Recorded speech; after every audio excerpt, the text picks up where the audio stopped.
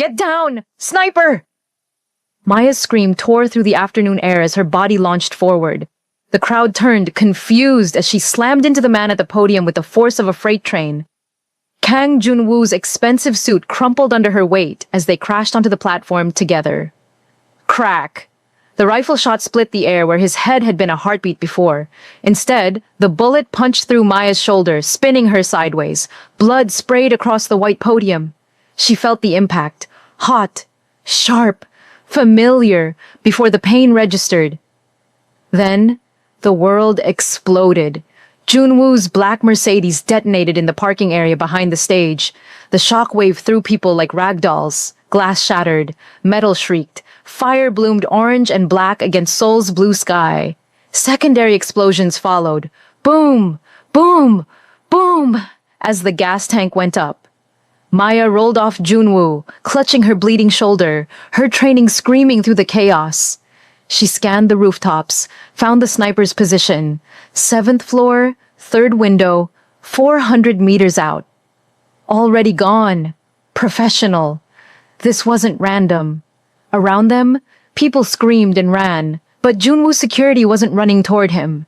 3 of his guards raised weapons, aiming at their boss instead of protecting him. The betrayal was instant and surgical. Boss, down! A guard in a gray suit, older, scarred face, threw himself in front of Junwoo as the traitors opened fire. Bullets stitched across his chest. He dropped, blood pooling beneath him. Junwoo grabbed Maya with one hand, his fallen guard's pistol with the other. His face was cold, focused, deadly. This was a man who'd seen violence before. He fired twice. 2 traitors dropped. The 3rd ducked behind the podium. Can you move? Junwoo's English was perfect, his voice steady despite the chaos. Maya's shoulders screamed, but her legs worked. Yeah. Then run. They ran. Welcome to Afro-Korean Story Hub.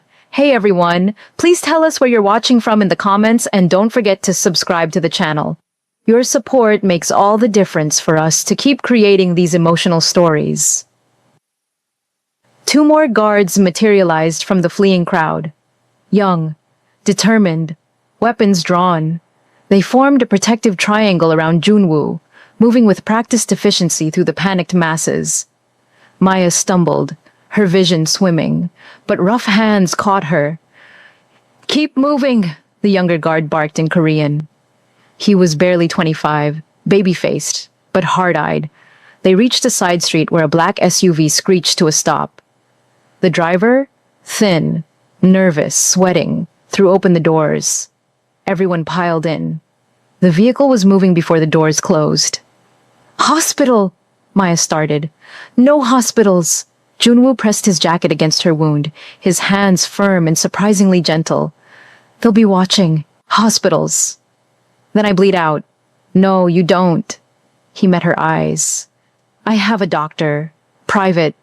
You'll live. Maya wanted to argue, but the blood loss was catching up. Her ears rang from the explosions. Her shoulder felt like it was on fire. She'd been shot before. Twice, both times in Afghanistan. But it never got easier. Who are you? She managed. Someone who just survived an assassination attempt because of you.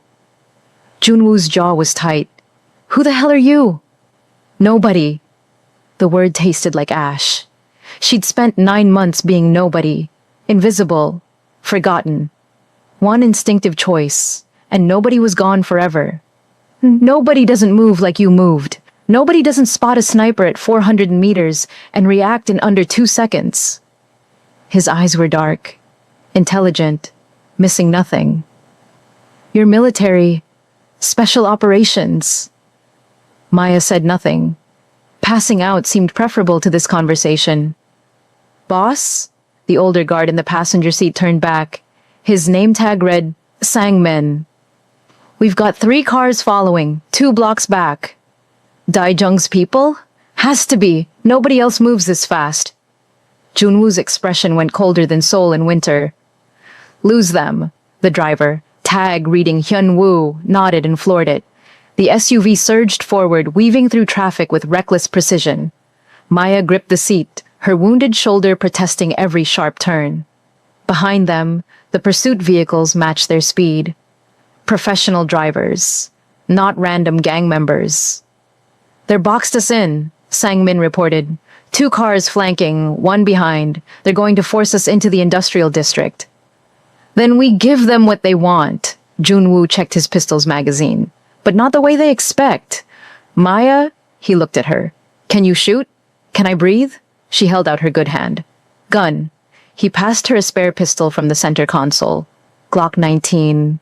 Familiar weight. 17 rounds. She checked the chamber by muscle memory, her hand steady despite the pain and blood loss. "You're insane," she said. "Probably," he almost smiled. "But you jumped in front of a bullet for a stranger. Who's really insane here?" Fair point. The industrial district rose around them. Warehouses, shipping containers, empty lots. Perfect for an ambush. The pursuit cars closed in, forming a tight triangle. They wanted this finished quickly. "On my mark, hard right into that alley," Junwoo ordered. "We turn this into close quarters, neutralize their numbers advantage." Hyunwoo's hands whitened on the steering wheel. "Boss, that's... Do it!" "Mark!" Junwoo barked. The SUV screamed right, tires shrieking. They flew into a narrow alley between two warehouses. The pursuit cars followed, but the tight space forced them single file. The advantage shifted instantly. "Stop! Everyone out! Defensive!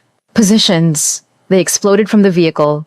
Sang-min and the young guard, name tag K.I. Jun, took cover behind dumpsters. Hyunwoo stayed with the SUV, using it as a barrier.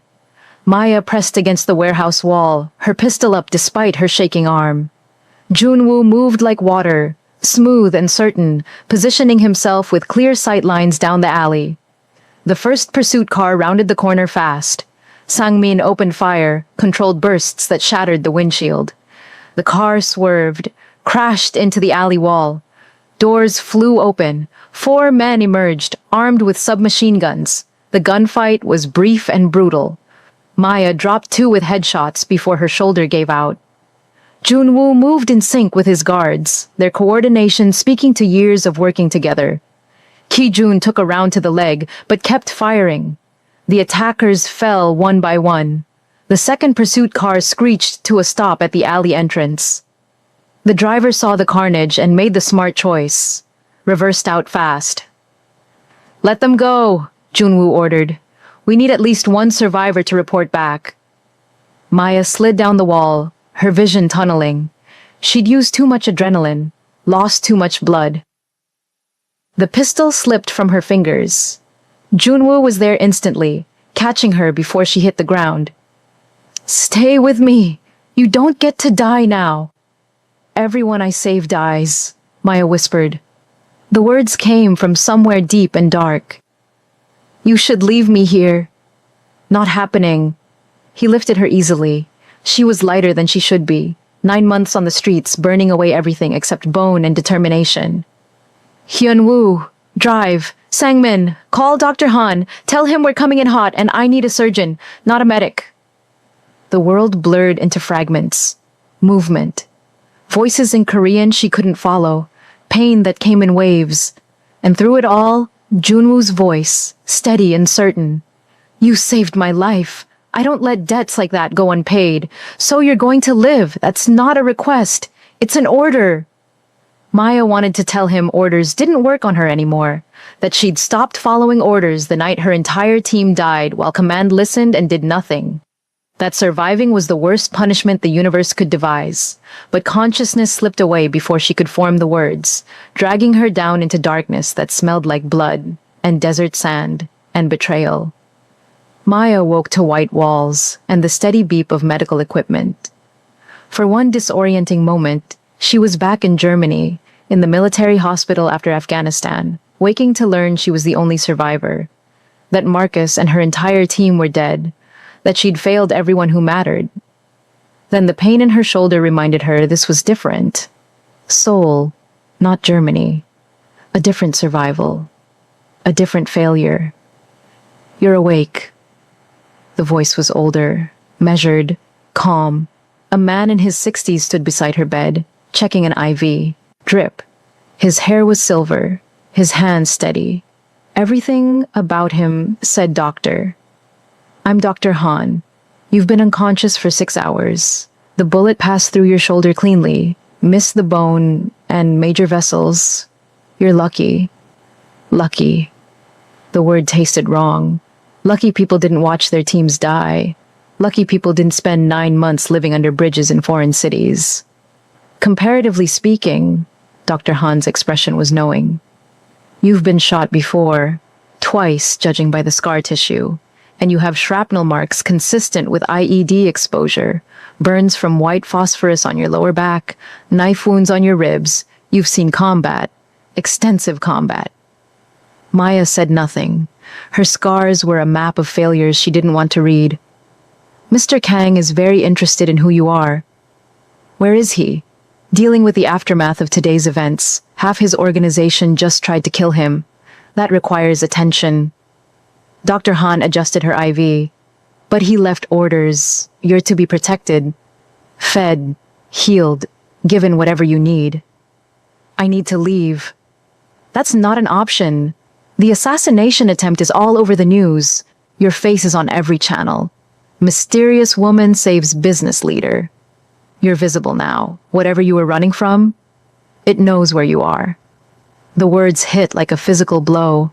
9 months of carefully constructed invisibility destroyed in 2 seconds of instinct. She'd saved a stranger and signed her own death warrant. There are worse things than dying, Maya said quietly. I'm aware.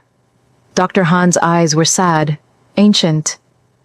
I've been Mr. Kang's physician for 20 years. I've seen things that would make most people question their faith in humanity, but I've also seen him grow from his father's brutal legacy into something better. He's trying to reform his organization, make it less violent, more ethical. Ethics don't exist in his world. Perhaps not, but the attempt matters. Dr. Han moved toward the door. He'll want to speak with you. I suggest you decide what you're willing to tell him, and what you need to keep buried. He left her alone with the beeping machines and her screaming thoughts. The room was expensive, private clinic, not hospital. Floor-to-ceiling windows showed Seoul's skyline glittering in the darkness. 40 stories up, maybe more. Secure location, penthouse medical facility for people who couldn't risk public hospitals. Maya tried to sit up. Pain lanced through her shoulder, but she forced herself upright. Her clothes were gone, replaced by a hospital gown. Her backpack, everything she owned, sat on a chair in the corner. They'd kept her belongings. That was something. She'd just gotten her feet on the floor when the door opened. Kang Junwoo entered, and Maya saw him clearly for the first time. Mid-40s, tall for a Korean man, sharp features that could have been carved from stone. Expensive suit, immaculate despite the day's chaos. But his eyes, dark, intelligent, exhausted. Those told the real story. This was a man balancing on a knife's edge between control and collapse. You should rest, he said in English. You should tell me why half your people tried to kill you. A ghost of a smile. Direct. I appreciate that. He moved to the window, hands in his pockets, silhouetted against Seoul's lights. My second-in-command, Cho Dae-jung, decided my attempts to reform our organization made me weak. He spent months building a coalition against me. Today was his play for power. Did it work? Partially. He controls about 60% of our territory now. My remaining commanders are loyal but outnumbered. He turned to face her. That sniper was his, the car bomb was his, and 3 of my personal security were his plants. They've been with me for years. I never suspected. Trust is a luxury you can't afford. Clearly, his eyes fixed on her with uncomfortable intensity. But you had nothing to gain from saving me. You put yourself between me and a bullet when you didn't know who I was or what I am. Why? Maya's hands clenched in the hospital gown. How could she explain instinct born from failure? That she'd seen the laser sight on his chest and remembered Marcus, remembered her team, remembered every person she'd failed to save? That for one brief moment, she thought maybe this time she could be fast enough? I saw the shot. I reacted, that's all. That's not all. Sangmin ran your fingerprints through every database we have access to. Police, military, international criminal organizations, intelligence agencies. Nothing. You don't exist. Maybe I like it that way. Nobody disappears that thoroughly by accident. Junwoo moved closer. You've been professionally erased. Either you did it yourself with serious technical skill, or someone powerful did it for you. Which is it? Maya met his eyes and saw her options narrowing. She could lie, but he'd know. Could run, but where? Could fight, but she'd lost too much blood, and he had an entire organization. That left one choice. Both, she said finally. I erased myself.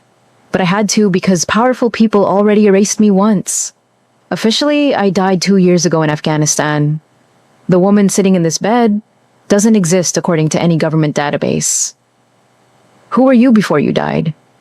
Lieutenant Maya Chen, U.S. Army Special Operations, Intelligence, and Strategic Planning. The name felt foreign after so long. I ran Black Ops missions in hostile territory, coordinated strikes, extracted assets. For 8 years, I was very good at my job. What happened 2 years ago? The question she'd known was coming but still wasn't ready for. Maya's hands started shaking. She gripped the bedrail to steady them. My team and I were sent to extract a defecting scientist from a compound outside Kandahar. Simple operation. We'd done dozens like it.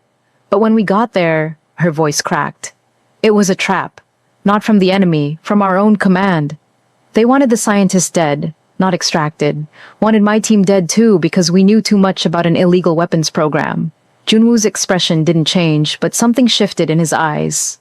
Understanding, maybe. Recognition of betrayal's particular kind of pain. We were ambushed by people wearing U.S. military uniforms, Maya continued, the words coming faster now like poison being purged. 6 of us went in. 5 died in the first 30 seconds. My partner, her throat closed. Marcus covered my escape, took bullets meant for me. His last words were, run. So I ran. Across 200 miles of desert, with a concussion and 3 broken ribs and shrapnel in my back. I stole, killed, bribed my way to a port, and disappeared. And came to Seoul. Came to Seoul to be nobody, to fade away quietly, to maybe die without anyone noticing. She looked at her shaking hands. Instead, I saved you and made myself visible. Now the people who killed my team know I'm alive. They'll come for me, and they'll kill anyone in their way. The silence stretched. Seoul hummed beyond the windows, indifferent, eternal, full of 8 million people who would never know or care about the violence lurking in its shadows. Who specifically is coming? Junwoo asked finally. Director James Reeves, CIA operations officer. He ordered the hit on my team to cover up an illegal arms dealing scheme. I don't have proof. I was too busy surviving to gather evidence. But I know it was him. And he knows I know. Then we get proof. Maya's head snapped up. What? You saved my life. I don't take that lightly. If this Reeves sent people to kill you once, he'll do it again. The only way to stop him permanently is to expose him. Destroy his career. Make him untouchable to his own people. Junwoo's voice was calm, certain. I have resources. Intelligence networks. Money. Political connections. Help me deal with the Daijong and I'll help you get your revenge. That's insane. You're fighting for your life against your own organization. You can't. I can't survive this alone, he interrupted. Daijong has numbers and weapons. But you have strategic training. You spotted a sniper I missed. You calculated trajectories and wind speed in under 2 seconds. You fought through blood loss and fear when most people would have frozen. I need someone like you. Someone I can trust. You can't trust me. Everyone I protect dies. Or maybe everyone you protected until now was already doomed by traitors in power. He extended his hand. I'm offering an alliance. Mutual protection. You help me reclaim my organization. I help you destroy the man who destroyed your team. When it's over, you can disappear again properly. New identity, new life, new country if you want. But this time, you'll have closure first. The door burst open. Sang-min rushed in, phone pressed to his ear, his face grim. Boss, we have a problem. Daijung's calling a meeting of all territory commanders. Tomorrow night, he's forcing them to publicly declare loyalty. Anyone who doesn't show is assumed to be against him. That's aggressive, Maya said. Smart though, makes fence-sitters commit. Sang-min looked at her like she'd grown a second head. Boss, we can't attend. It's a trap. Of course it's a trap, Junwoo replied. But if we don't show, we look weak. Scared. That loses us the commanders who are still undecided. If we do show, we're outnumbered 10-1 in enemy territory. Maya's tactical mind was already working despite her exhaustion. Then you don't show. You make him come to you. Both men turned to her. He's forcing a public declaration because he wants to look strong. But the assassination failed. Publicly. That makes him look sloppy. Use it. She swung her legs off the bed, ignoring the pain. Spread the word that Daijung's coup attempt was reckless, that he endangered civilians, that a leader who can't execute a simple hit is a liability.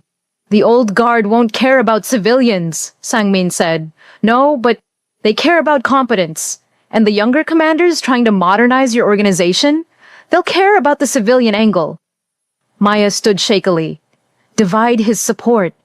Make them doubt. Doubt is poison in a coup. Junwoo and Sang-min exchanged looks. Some silent communication passed between them. Who are you really? Sang-min asked, his voice suspicious but impressed. Someone who used to plan operations for people far more dangerous than your boss. Maya met his eyes. Do you want to survive this or not? She's right, Junwoo said. We turn this into a psychological operation. Hit Daijung's reputation before we hit his forces. And if that doesn't work, Sang-min pressed, then we hit his money, his weapons, his communications. Make him weak before we confront him directly. Maya's shoulder throbbed, but her mind was clear for the first time in months. Quick wars favor the aggressor. Drawn-out campaigns favor the prepared. You're prepared. He's aggressive. Use that. Sang-min looked at Junwoo. Boss, I don't like this. We don't know her. She could be. She took a bullet for me. That's more loyalty than 3 of my personal guards showed. Junwoo's voice carried absolute authority. She stays. She advises. We implement her strategy. And if... Alarms shrieked through the building. Red lights flashed. Sang-min grabbed his phone. North perimeter breach. 3 vehicles. Armed. They're coming fast. Maya's blood turned to ice. How did they find us so quickly? Daejung's not waiting, Junwoo said grimly. He looked at Maya. Can you move? Can I breathe? Then we move, now. They evacuated in controlled chaos. Kijun appeared with tactical vests and weapons. Maya took a pistol despite her shaking hands, muscle memory overriding pain. Her shoulder screamed, but adrenaline drowned it out. The building shook. Explosion from below. They'd breached the ground floor. Stairwell, Junwoo ordered. We go down and out. They expect us to go up to the roof. Boss, they'll have the roof covered. Air support, drones, the works. We go down and disappear into the street. He looked at Maya. Can you run? I'll keep up or die trying.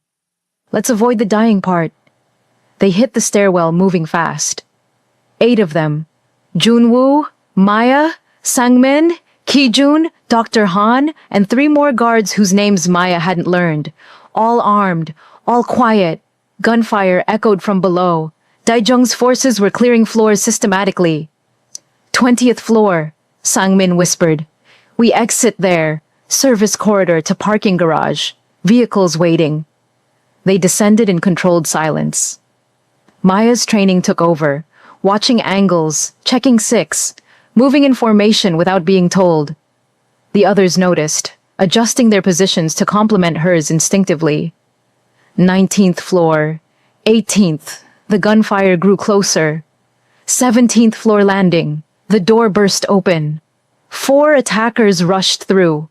Maya dropped the first one before her conscious mind registered the threat.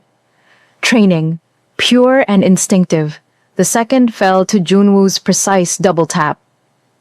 Kijun took the third. The fourth got a burst off before Sangmin put him down. Dr. Han gasped, stumbling. Blood bloomed on his shoulder. "Keep moving," he said through gritted teeth. "It's through and through." They hit the 20th floor at a dead run. The service corridor was narrow, industrial, perfect for defense. They sprinted toward the parking garage entrance. Behind them, doors crashed open, shouts in Korean, boots pounding. Almost there, Sangmin started. The parking garage doors exploded inward. More attackers, coming from both sides. They were boxed in. "Crossfire!" Maya screamed. "Cover!" Everyone dove. Bullets chewed through the corridor. One of the unnamed guards took rounds to the chest, his vest catching them but the impact throwing him back. He didn't get up. Maya fired around the corner, dropping 2 attackers. Her shoulder was bleeding again, the stitches torn. She didn't care. This was familiar. The chaos, the fear, the clarity that came from fighting for your life. Junwoo moved beside her, their positioning instinctive and coordinated. He'd fire, she'd cover, she'd reload, he'd suppress. 2 people who'd met hours ago, fighting like they'd trained together for years. "Boss!" Kijun appeared from a side corridor Maya hadn't seen. "This way! Service elevator!" They ran. More gunfire. More chaos. The elevator was small, industrial, barely fit everyone. They crammed in, weapons pointed at the closing doors. The last thing Maya saw before the doors sealed was a dozen attackers rushing the corridor. "They'll cut the power," Sangmin started. "Already did," Kijun said. "This elevator runs on backup generator, independent system. We'll make it." The elevator descended in tense silence, everyone breathing hard. Dr. Han being tended by one of the guards. Blood on everyone. Maya's legs started shaking. The adrenaline was fading, leaving behind pain and exhaustion and the crushing weight of survival. Junwoo caught her as she swayed. "Almost there. How many of these near-death experiences do you have per week?" Her voice sounded far away. "Recently, too many." His arm around her was steady, strong. "But I'm starting to think having you around might improve my survival rate." The elevator opened to an underground parking garage. 2 SUVs waited, engines running. They piled in, and the vehicles were moving before the doors closed. Behind them, explosions. Daijung's people were destroying the building, eliminating evidence and any wounded left behind. "Where are we going?" Maya asked.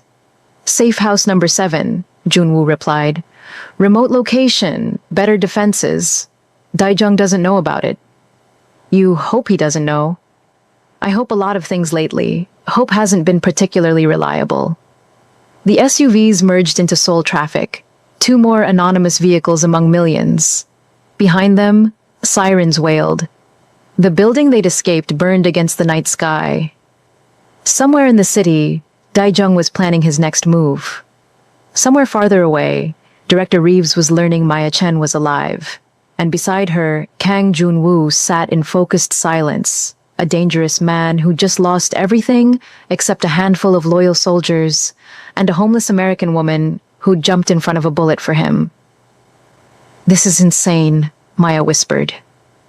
"Yes," Junwoo agreed, "but you're out of options, and I need someone I can trust.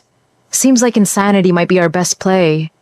She wanted to argue, wanted to tell him this would end badly because everything in her life ended badly, wanted to run before more people died because of her.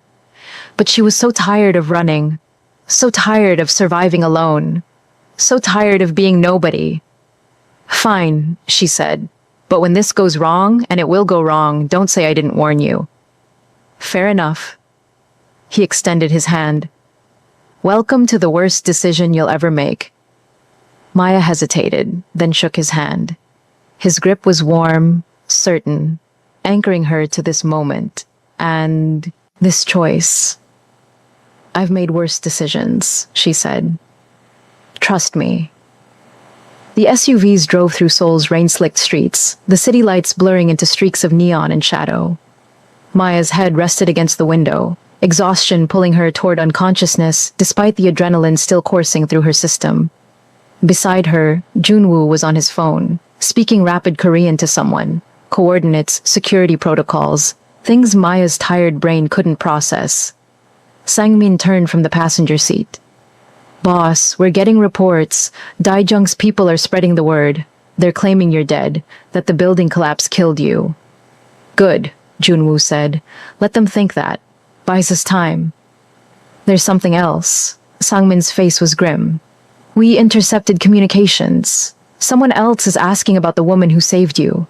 Not Daijung's people. Foreign accent. American. Maya's blood turned to ice. How long ago? 20 minutes, they were asking our street informants, offering money for information about a homeless American woman. Late 20s, military bearing, combat scars. They're already here. Maya's voice came out hollow. Reeves didn't waste time. Who's Reeves? Sangmin demanded. The man who killed my team. The man who's been hunting me for 2 years. She looked at Junwoo. I told you. Everyone around me dies. You need to let me go. Now. Before they find me and kill everyone protecting me. No. Junwoo? I said no. His voice was steel. We're in this together now. You saved my life. I'm not abandoning you to face this alone. You don't understand what you're up against. These aren't gang members or corrupt officials. These are CIA-trained operators with unlimited resources and zero conscience. They'll burn the city down to get to me. Then we make sure they don't get to you. Junwoo's phone buzzed. He glanced at it, and his expression shifted, something between surprise and concern. What? Maya asked. Text from an unknown number. He showed her the screen. The message was in English. Lieutenant Chen, we know you're alive. We know you're with Kang. Surrender yourself by midnight or we start killing his people. 1 every hour until you comply. This is your only warning. Blackbird. Below the text was a photo. Ki-jun, the young guard who'd helped them escape, tied to a chair in what looked like an abandoned warehouse. Blood on his face, eyes wide with fear but defiant. Maya's world tilted. No. When did they... He went to check the perimeter when we arrived, Sangmin said, his voice tight with rage and guilt. He should have reported back 5 minutes ago. I thought he was just being thorough. They took him. Maya's hand started shaking. They took him to get to me. Who the hell is... Blackbird? Junwoo demanded. Maya's face had gone white. Agent Sarah Chen. She was on my team in Afghanistan. She was there the night everyone died. I thought... Her voice cracked. I thought she was killed with the others. But if she's alive, if she's working for Reeves, then she's the one who betrayed you, Junwoo finished. She knows everything. How I think. How I fight. How I plan. Maya looked at the photo of Ki-jun, guilt crushing her chest. She'll kill him. She'll kill all of you. Because of me. Another text arrived. This time, a video. 10 seconds long. Agent Chen, Asian American, early 30s, cold eyes, standing beside Ki-jun. She spoke directly to the camera, her voice flat and professional. Hello, Lieutenant. Long time no see. I'm disappointed you didn't die quietly like you were supposed to. Now I have to clean up this mess personally. She grabbed Ki-jun's hair, yanking his head back. He didn't scream. You have 7 hours until midnight. Come alone. Any tricks, any backup, any sign of Kang's people, and this boy dies. Then we start on the others. Your choice, Maya. Save yourself or watch everyone around you die. Again, the video ended. Silence filled the SUV. Rain hammered the roof. Seoul's lights blurred past, indifferent to the violence playing out in its shadows. Maya's mind was racing, calculating, planning. Chen had Ki-jun, had the location advantage, had backup and resources and the full weight of CIA Black Ops support. Coming alone was suicide. Not coming was murder.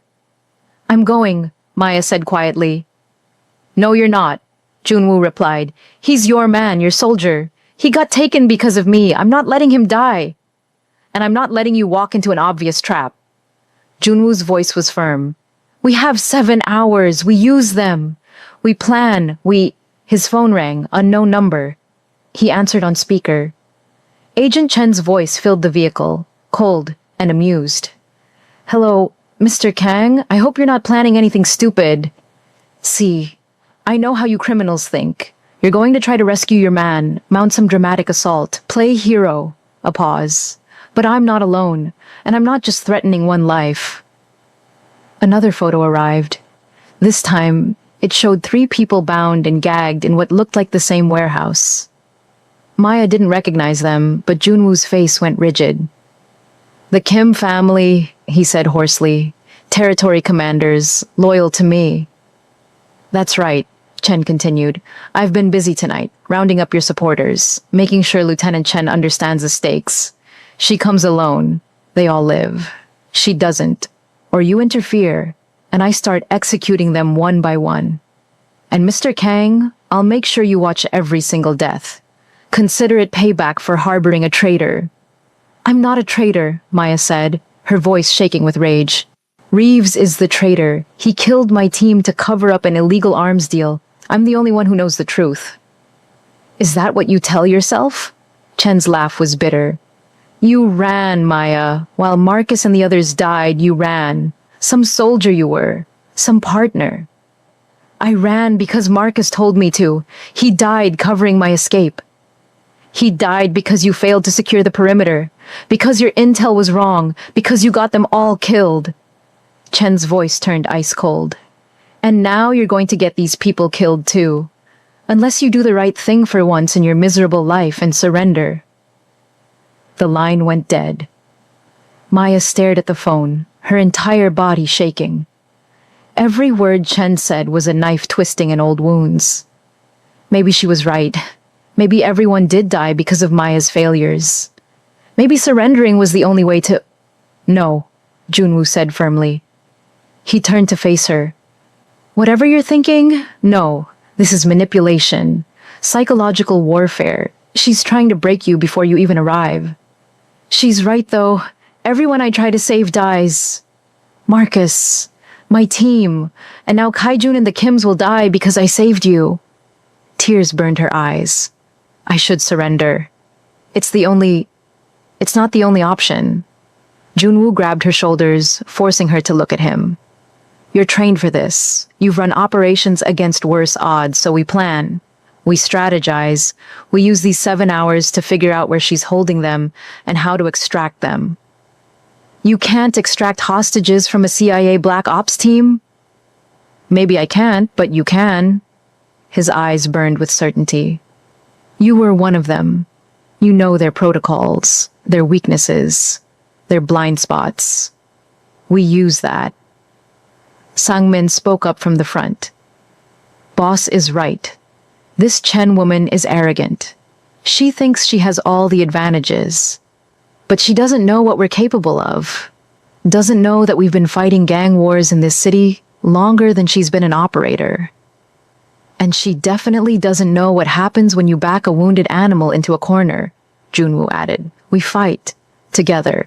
We save Kajun and the Kims, and then we make Chen regret ever coming to Seoul. Maya wanted to believe him, wanted to think there was a way out of this that didn't end in more death. But experience had taught her that hope was just delayed disappointment. We have 7 hours, she said quietly. That's not enough time to... Her words cut off as the SUV's windshield exploded. Bullets ripped through the interior. The driver slumped forward, dead instantly. The vehicle swerved wildly, tires screaming. Sang-min grabbed the wheel from the passenger seat, trying to control the careening SUV. Ambush! We're under fire! Maya's training kicked in. She identified the attack pattern in seconds. Multiple shooters, elevated positions, coordinated suppression fire, professional setup. Second wave! She screamed. They're not waiting for midnight! More bullets. The rear window shattered. One of the guards in the back seat took rounds to the chest, his body armor catching them, but the impact rendering him unconscious. Junwoo returned fire through the broken windshield, his face a mask of cold fury. They want you alive, Maya? That means we can use... An explosion rocked the SUV. The vehicle flipped, tumbling end over end. Metal shrieked, glass flew, bodies slammed against surfaces. The world became chaos and pain and the terrible certainty of impact. The SUV crashed onto its side, sliding 20 meters before slamming into a concrete barrier. Steam hissed from the engine. Alarms wailed. Blood dripped from surfaces. Maya's vision swam. Her shoulder was screaming. Something warm ran down her face. Blood from a head wound. Beside her, Junwoo was moving, struggling with his seatbelt, his face cut and bleeding but his eyes alert. "Everyone out," he commanded. "Before they—" The SUV's doors were ripped open from outside. Hands grabbed Maya, yanking her from the wreckage. She tried to fight, but her body wouldn't respond properly. Concussion. Had to be. She was dragged across wet pavement. Lights and shadows blurred together. Voices shouted in English and Korean. Through the haze, she saw Junwoo being pulled from the wreckage. Sang-min, too. Both fighting but outnumbered. A figure crouched in front of Maya. As her vision cleared, she found herself staring into Agent Sarah Chen's cold eyes. "Hello, Lieutenant," Chen said softly. Midnight came early. Maya tried to speak, but her voice wouldn't work. Chen smiled. Not warm, not triumphant, just the satisfied expression of a hunter who'd finally cornered her prey. "You know what's funny? I actually wasn't sure you'd be stupid enough to stay with Kang. Thought you might run like you always do. But here you are, playing hero again." She grabbed Maya's chin, forcing eye contact. "How'd that work out last time?" Behind Chen, Maya could see masked operators securing Junwoo and Sang-min. The other SUV in their convoy was a burning wreck 50 meters away. No survivors visible. "I'm taking you to a black site," Chen continued conversationally. "Somewhere very private, very quiet, where we can have a long conversation about what you know and who you've told. Then, when Director Reeves is satisfied you haven't compromised his operations, you'll have a tragic accident. Very sad. Very final."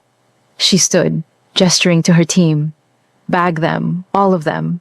If Kang wants to play protector, he can watch her die." Maya's last conscious thought before the hood went over her head was simple and terrible. "I was right. Everyone I try to save dies. And now, Junwoo will too." Darkness swallowed her whole. Somewhere in that darkness, she heard Chen's voice, distant and echoing. "Get them to the warehouse. We have 7 hours of interrogation scheduled. Let's make sure the lieutenant suffers for every single person she got killed." Then, nothing. Just the void. And the crushing certainty that this time, there would be no escape. To be continued in episode 2. Welcome to Afro-Korean Story Hub. Thank you so much for watching this journey with us. If this story touched your heart, please hit that like button, subscribe to our channel for more emotional stories, and tell us in the comments, what would you have done in Maya's place? Can they escape Chen's trap? Will Junwoo survive? Your engagement helps us continue creating these stories. Episode 2 drops next week, and trust us, Maya and Junwoo's darkest hour is just beginning. Thank you for being part of our community.